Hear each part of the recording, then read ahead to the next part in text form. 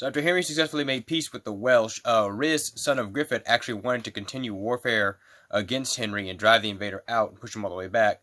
But he found he would have no support from Owain or any of the other princes, so he was persuaded to actually make peace with Henry.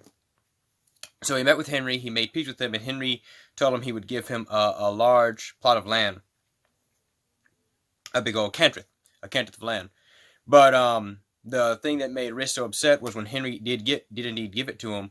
Rather than giving him one large portion, he gave it to him in broken up parts.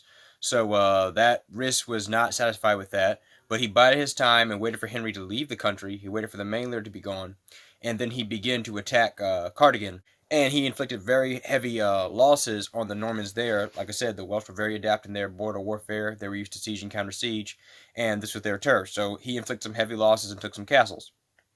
Now, around the same time that his outbreak began, Eivor the Little, another Welsh nobleman, wanted to have his lands back from William, one of Henry's earls, and he had taken them during the time Henry was there, and they had not been returned to him.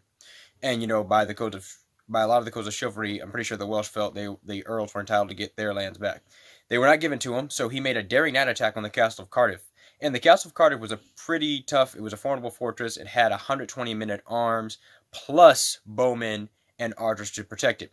But he took it one night and captured William, the earl, his countess, his wife, and their son. He did not release them until they were giving a full restitution of their land.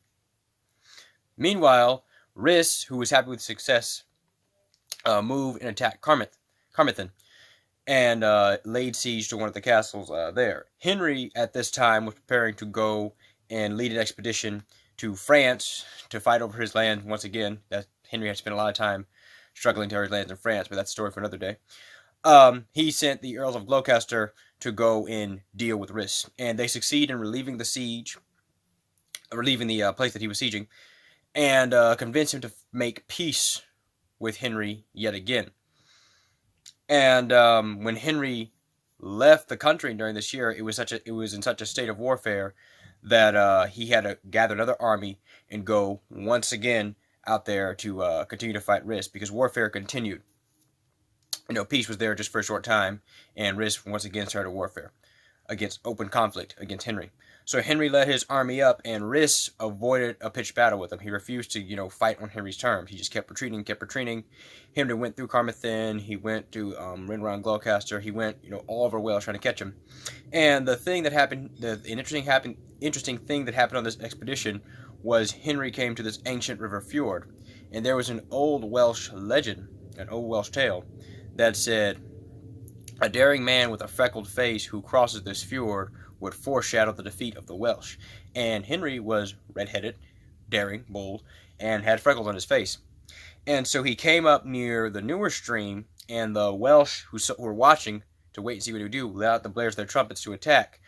This actually scared Henry's horse, and the horse, according to the story, ran back towards the old fjord and leapt across it. And this, kind of like broke the Welsh spirit, and they continued to retreat. They didn't want to engage Henry in battle after that anymore. So the expedition, with Henry's entire army being there, finally convinced the Welsh, okay, they're not going to leave, they're going to come back. They didn't suffer yet again. They still didn't suffer any terrible defeats by Henry. As a matter of fact, they inflicted very bad losses on him. So in July of 1163, Owain and Rhys and several of the other princes went to Woodstock in Henry's court and met with him. And in July of 1163, they made peace with him once again, pledging for no more combat against him.